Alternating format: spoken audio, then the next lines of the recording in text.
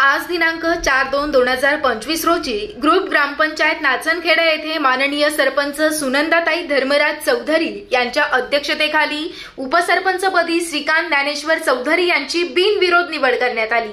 यावेळी माजी उपसरपंच शमीम बानी आबेद पटेल, ग्रामपंचायत सदस्य उपस्थित होते।